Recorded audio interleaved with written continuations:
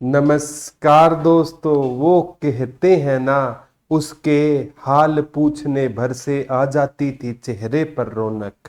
उसके हाल पूछने भर से आ जाती थी चेहरे पर रौनक। और वो पगली समझ बैठी कि बीमार गालिब का हाल अच्छा है।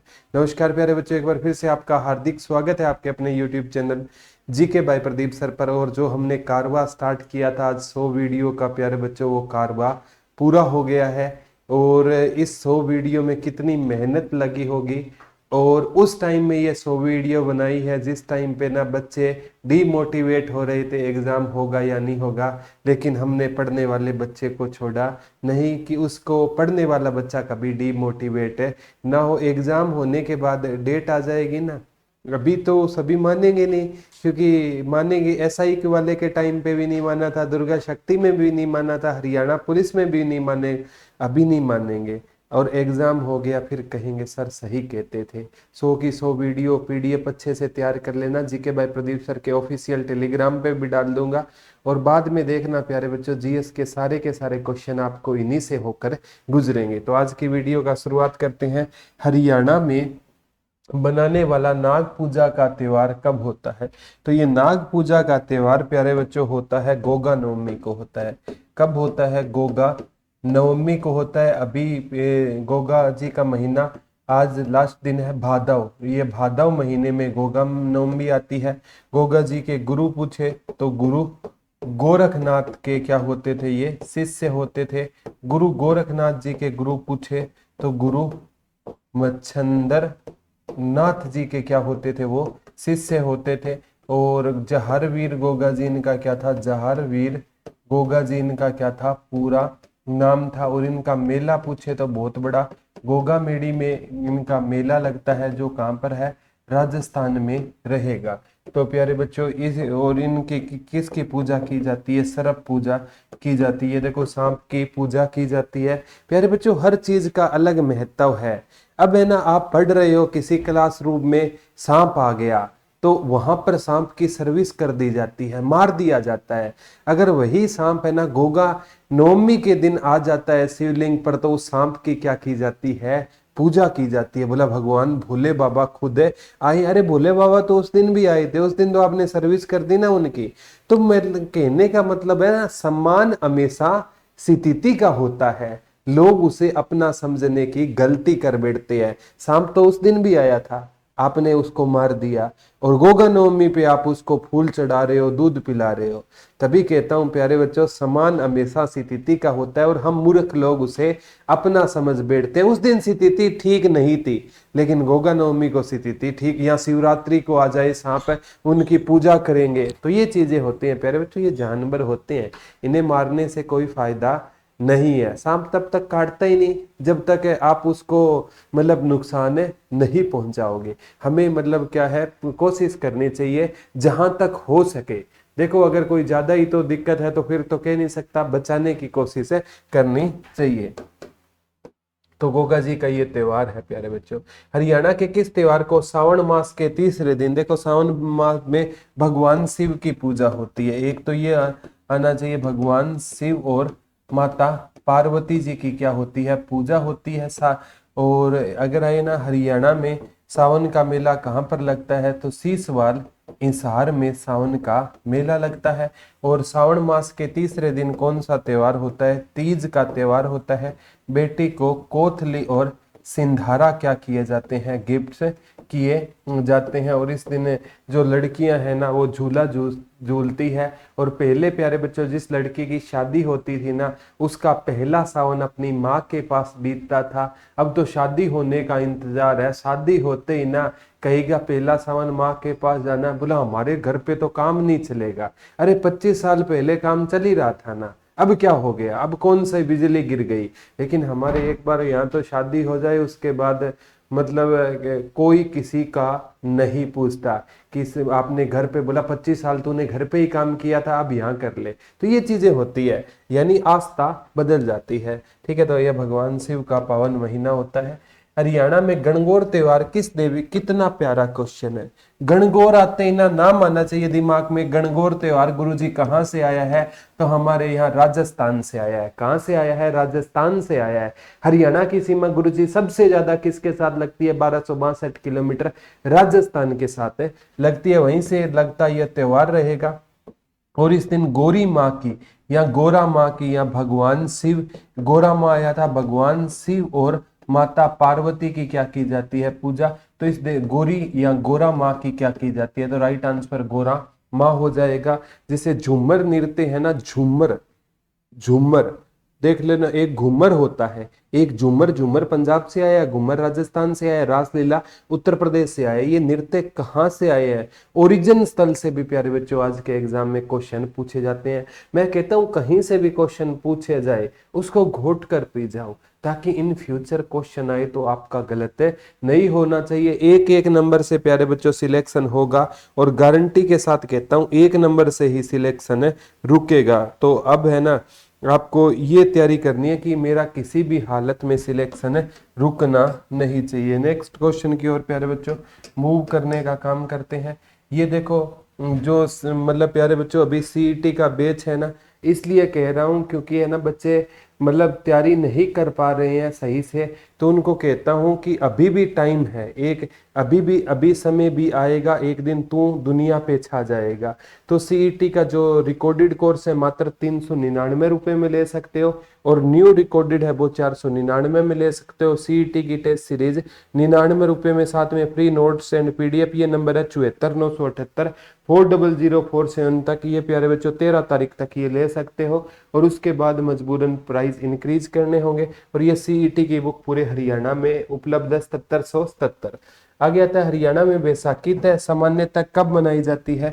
वैसे बैसाखी होती है 13 अप्रैल को, लेकिन एचएसएससी मानता है बैसाखी कब मनाई जाती है, 14 अप्रैल को। ये एचएसएससी मानता है क्योंकि 13 अप्रैल 1919 को ही जो जलियांवाला बाग हत्याकांड हुआ था, और उस दिन क्या थी, बैसाखी वाले दिन ही वो हत्याकांड हुआ था।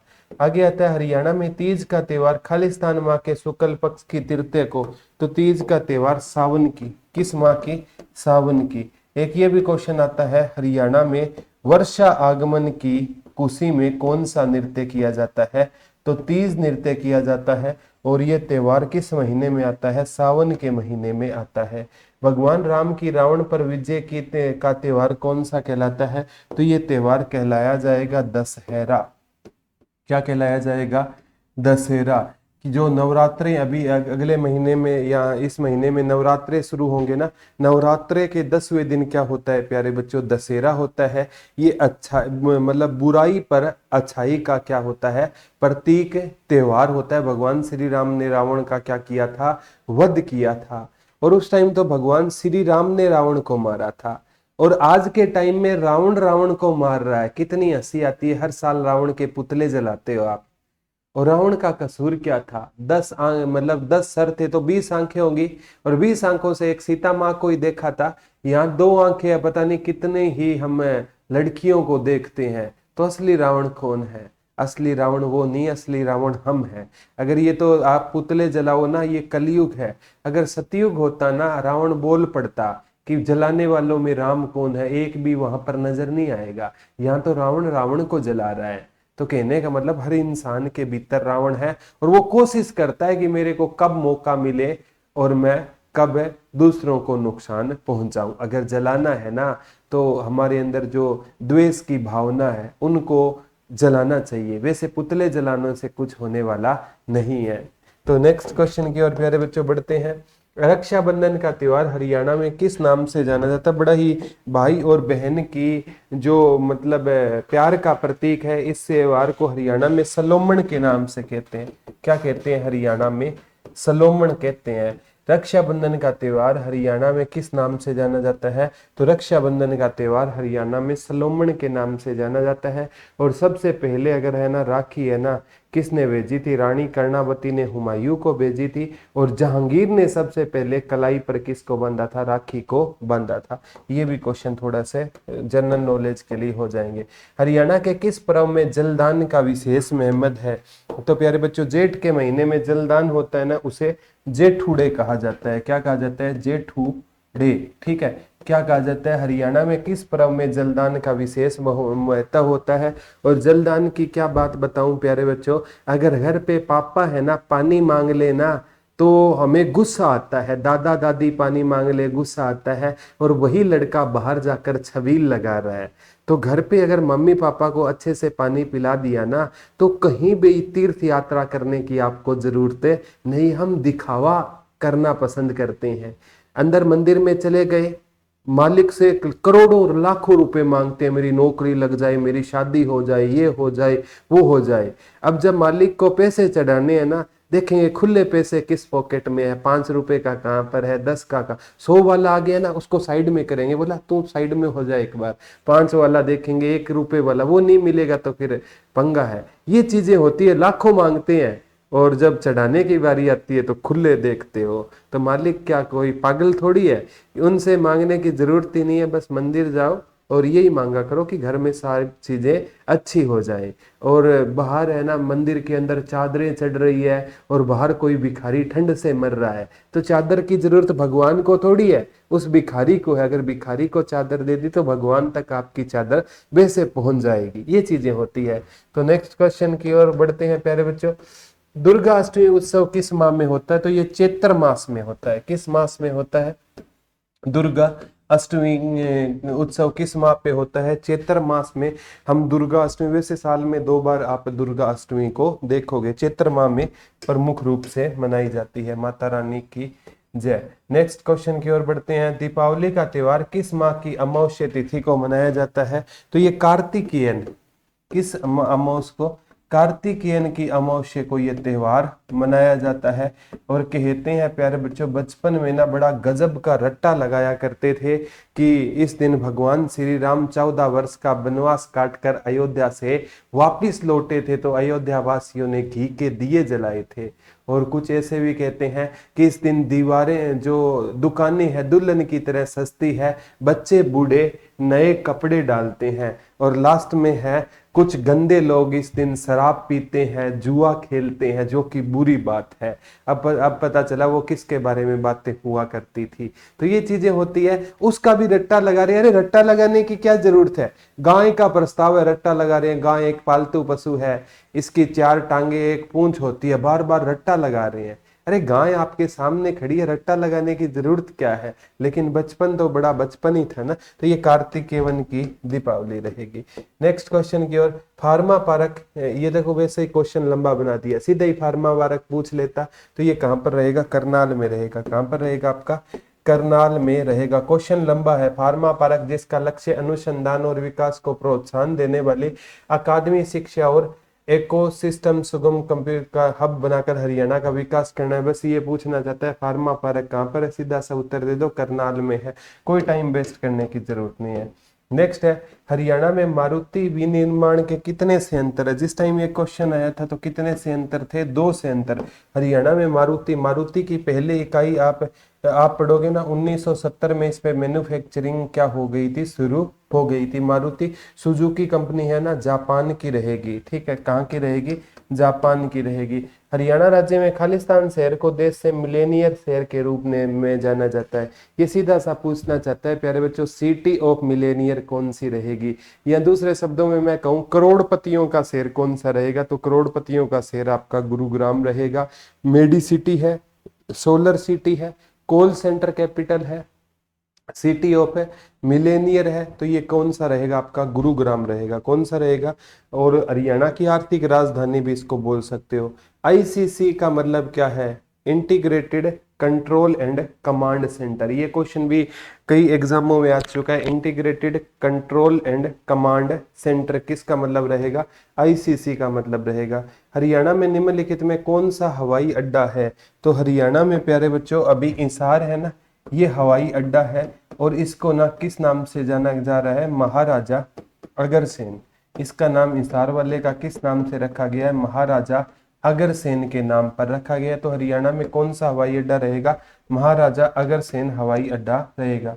हरियाणा की ये आ गया ना, हरियाणा की वित्तीय राजधानी कौन सी रहेगी? तो हरियाणा की वैसे राजधानी चंडीगढ़ है, लेकिन वित्तीय राजधानी हरियाणा की गुरुग्राम रहेगी। और जितना टैक्स है ना हरियाणा में 20 डिस्ट्रिक्ट देते हैं, उतना तो आपका अकेला गुरुग्राम और फरीदाबाद टैक्स देते हैं। तो हरियाणा राज्य में व्यापार एवं वाणिज्य को बढ़ावा देने के लिए जिम्मेवार सरकारी निकाय हरियाणा इंटरप्राइज प्रमोशन। तो ये प्यारे बच्चों हरियाणा ये सेंटर रहेगा, इसका आंसर क्या रहेगा? सेंटर रहेगा। क्या रहेगा? सेंटर। हरियाणा राज्य में व्यापार यानी ट्रेड को बढ़ावा देने के लिए जिम्मेवार सरकारी निकाय हरियाणा इंटरप्राइज सेंटर प्रमोशन रहेगा। हरियाणा इंटरप्राइज सेंटर प्रमोशन रहेगा। नेक्स्ट क्वेश्चन की HSIIDC का फुल फॉर्म पूछ रहा है, तो इसकी फुल फॉर्म हरियाणा स्टेट क्या रहेगी प्यारे बच्चों? Haryana state, Haryana state industries and infrastructure, Haryana state industries and infrastructure, infrastructure. ठीक है, ये प्यारे बच्चों इंफ्रास्ट्रक्चर डेवलपमेंट कॉरपोरेशन, ये आजकल है ना फुल फॉर्म बहुत आ रही है, development corporation, development corporation. Haryana state industrial and infrastructure development corporation इसकी फुल फॉर्म रहेगी। 2018 में हरियाणा ने अपना पहला राष्ट्रीय आत्म केंद्रित अनुसंधान केंद्र शुरू किया था। 2018 में, ये क्वेश्चन प्यारे बच्चों बहुत बार आ गया, ये गुरुग्राम में शुरू किया था। हमने कहां पर शुरू किया था? गुरुग्राम में शुरू किया था। कहां पर शुरू किया था? गुरुग्राम में। 2018 में हरियाणा ने अपना पहला राष्ट्रीय आत्म केंद्रित अंतरराष्ट्रीय अनुसंधान केंद्र कहां पर शुरू किया था? गुरुग्राम में शुरू किया था। ये क्वेश्चन बहुत बार आ गया। निम्नलिखित में कौन सी जगह हरियाणा में चमड़े के काम के लिए प्रसिद्ध रहेगी? तो चमड़े के काम के लिए प्यारे बच्चों आपका रोहतक भी प्रसिद्ध है। कौन सा प्रसिद्ध रहेगा चमड़े के काम के लिए? रोहतक, रेवाड़ी, झज्जर, ये है ना सारे के सारे चमड़े के काम के लिए क्या माने जाते हैं? फेमस है माने जाते हैं। ठीक है, रोहतक हो गया, रेवाड़ी हो गया, झज्जर। तो रेवाड़ी झज्जर ऑप्शन में नहीं थे, तो HSSC ने रोहतक मानने का काम किया। चमड़े के काम के लिए क्या रहेगा? ये प्रसिद्ध रहेगा। और रोहतक तो हरियाणा का ना हार्ट ऑफ हरियाणा, अगर प्यारे बच्चों राजनीति के हिसाब से हार्ट ऑफ हरियाणा पूछे ना तो आपका रोहतक ही रहेगा। और वैसे हार्ट ऑफ हरियाणा आपका कौन सा रहेगा? जींद रहेगा। हरियाणा में चरखी दादरी कब बना? तो प्यारे बच्चों सबसे इंपॉर्टेंट है हरियाणा के जिले है ना 22 के 22 जिले 1 मिनट में याद कर सकते हो। 1 नवंबर 1966 को 7 जिले थे, गुरुग्राम, हिसार, अंबाला, रोहतक, जींद, करनाल, महेंद्रगढ़। 22 दिसंबर 1972 को भिवानी और सोनीपत बने। 23 जनवरी 1973 को आपका कुरुक्षेत्र बना।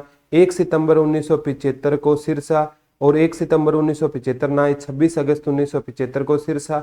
2 अगस्त 1979 को फरीदाबाद। 2 अगस्त ना तो 15 अगस्त 1979 को फरीदाबाद। फिर 1 नवंबर 1989 को 4 जिले बने, कैथल, रेवाड़ी, पानीपत, यमुनानगर। पानीपत हरियाणा का ये ऐसा जिला है जो करनाल से अलग होकर 1 नवंबर 1989 को बना। फिर 25 जुलाई 1991 को दोबारा करनाल में मिल गया। दूसरी बार 1 जनवरी 1992 को बना। 15 अगस्त 1995 को पंचकुला बना। 15 जुलाई 1997 को फतेहाबाद और झज्जर बने।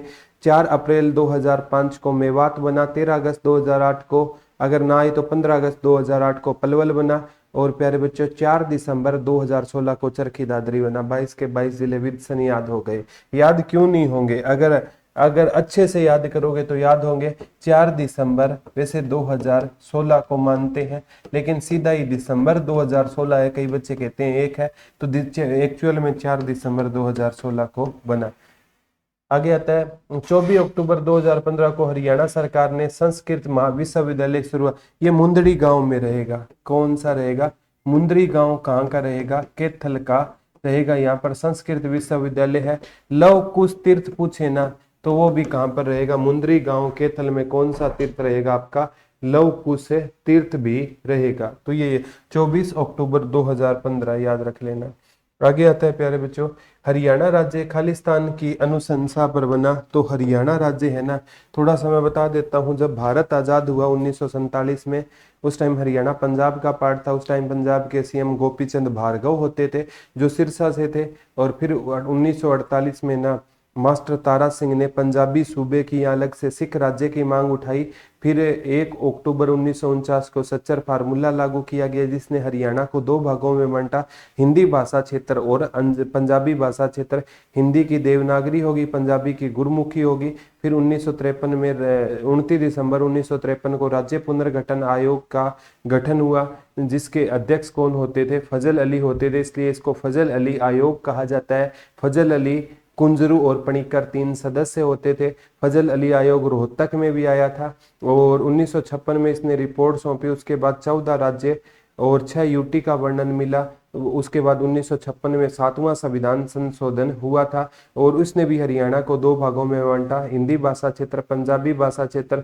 कहा राज्यों को आप कोई आपत्ति है तो अपना अलग समिति बनाई। फिर क्षेत्रीय समिति बनी, बलवंत आयल उसके अध्यक्ष भी बने, लेकिन प्रताप सिंह केरो ने सोचा हरियाणा पंजाब से अलग हो जाएगा, पावर कम होगी, मांग ढीली कर दी, बनने ही नहीं दिया सही से कमेटी को। 1960 में फिर मास्टर संत फतेह सिंह ने पंजाबी सूबे की मांग उठाई। फिर तारा सिंह ने उनसे अनशन तोड़वाकर खुद अनशन बैठे, 48 दिन बाद तोड़ दिया। फिर 1965 में संत फतेह सिंह ने कहा मैं आत्मदाह करूंगा। उस टाइम सेकंड जो भारत पाकिस्तान युद्ध छिड़ गया, लाल बहादुर शास्त्री जी ने उनसे रिक्वेस्ट की, वो मान गए।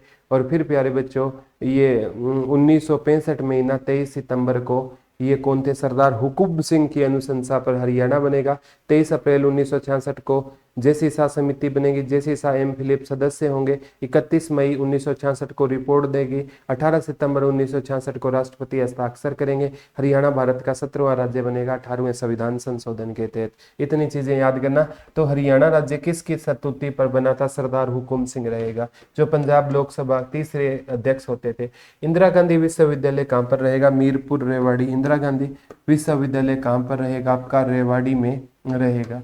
नेक्स्ट क्वेश्चन की ओर मूव करते हैं। निम्नलिखित में कौन सा मेला झज्जर जिले के बेरी गांव में लगता है? झज्जर जिले के बेरी गांव है ना, ठीक है, माता भीमेश्वरी का मेला लगता है। कौन सा मेला लगता है? माता भीमेश्वरी देवी का मेला लगता है। ये था आज का लेक्चर, और लेक्चर कैसा लगा कमेंट करके जरूर बताना।